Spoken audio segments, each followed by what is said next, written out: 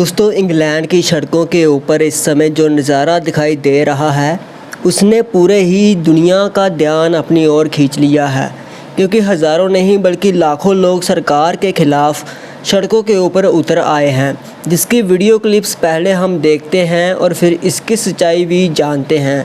तो आइए देखते हैं इन वीडियो क्लिप्स को।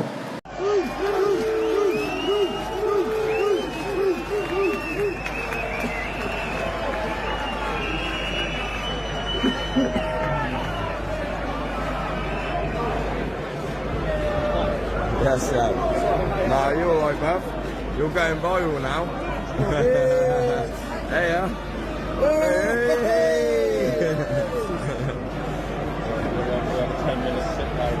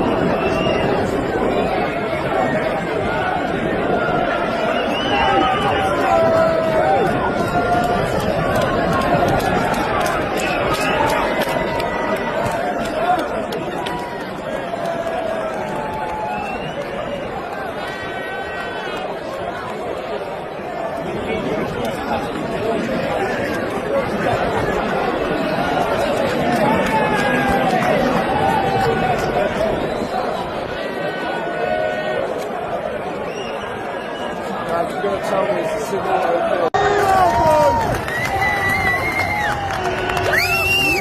Yes!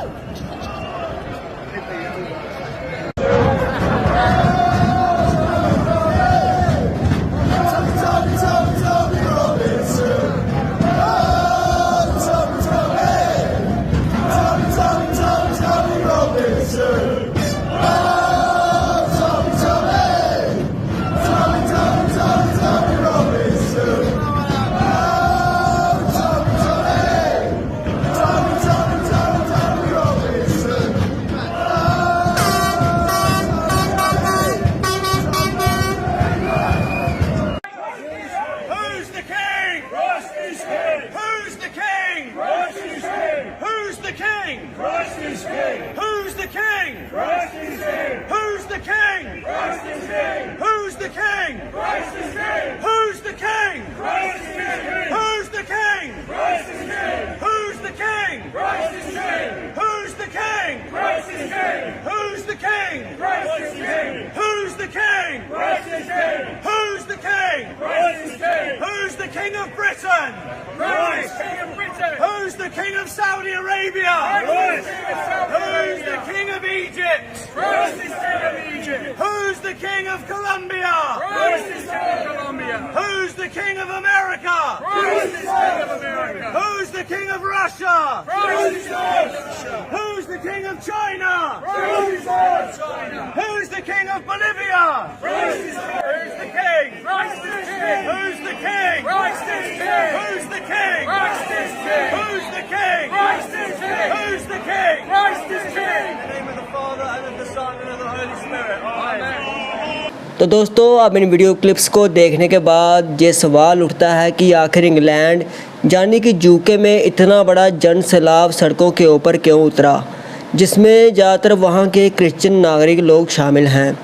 दरअसल दोस्तों, इस सब की असली कहानी शुरू होती है इमिग्रेशन से, यानी कि इंग्लैंड में लगातार बाहर से आ रहे लोगों, कोई काम के लिए आ रहा है तो कोई शरण लेने के लिए, और कई तो बिना कागज़ों के इलीगली छोटी छोटी नावों से समंदर पार करके वहां पर पहुंच रहे हैं, जिसके ऊपर अब जनता का कहना है कि उनकी सरकार इसके ऊपर काबू नहीं पा रही और इलीगल इमिग्रेंट्स को बाहर से अपने देश में आने दे रही है। और लोगों की ये शिकायतें हैं कि उनकी अपने ही देश में इनके कारण नौकरियां छीनी जा रही हैं और घरों की कमियां वहां पर हो रही हैं और महंगाई भी बढ़ती जा रही है। इसके अलावा देश में अपराध, चोरी, डकैती और वो भी बहुत तेज़ी से बढ़ती जा रही है। बस इन्हीं बातों से गुस्सा इतना बड़ा कि यूनाइट द किंगडम नाम की एक विशाल रैली वहाँ के लोगों के द्वारा, जो वहाँ के नागरिक हैं क्रिश्चियन, उन्होंने बुलाई, जिसमें 1 लाख से ज़्यादा लोग शामिल हुए, जो कि वहाँ की गवर्नमेंट का कहना है। लेकिन वहीं जो इस रैली का नेतृत्व कर रहे हैं, उनका मानना है कि इसमें 1 मिलियन के करीब लोग शामिल हुए हैं। और दोस्तों, अब देश को बचाना है और देश के लिए खड़े होना है, ऐसे लोगों का नारा है। लेकिन दोस्तों, दूसरी तरफ वहाँ के कई संगठनों ने भी यह कहा है कि ये सब नफ़रत और नस्लवाद फैलाने का एक तरीका बना हुआ है, जिस कारण उन्होंने भी लगभग 5000 की संख्या में सड़कों के ऊपर इस प्रोटेस्ट का काउंटर प्रोटेस्ट किया। मतलब कि इंग्लैंड इस समय 2 हिस्सों में बढ़ता हुआ नज़र आ रहा है। पर दोस्तों, सालों तक इंग्लैंड के लोग चुप रहे, सब कुछ सहते रहे, लेकिन जब अपने ही घर में इंसान सुरक्षित ना रहे, तब सड़कों के ऊपर उतरना उनकी मजबूरी बन गया। और सच कहें तो इसमें गलत भी कुछ नहीं है। जब सरकार ही बाहर के लोगों को अपने देश में पनाह देती रहे और अपने ही नागरिकों की आवाज़ को दबा दे, उनके अधिकारों का हनन कर दे, तो फिर जनता कब तक चुप बैठती। लेकिन गुस्सा अगर नफ़रत में बदल जाए तो देश बचने की बजाय टूट जाता है, क्योंकि प्रभु यीशु मसीह ने कहा था कि हर राज्य जो अपने ही भीतर बटा हुआ है वह उजड़ जाएगा।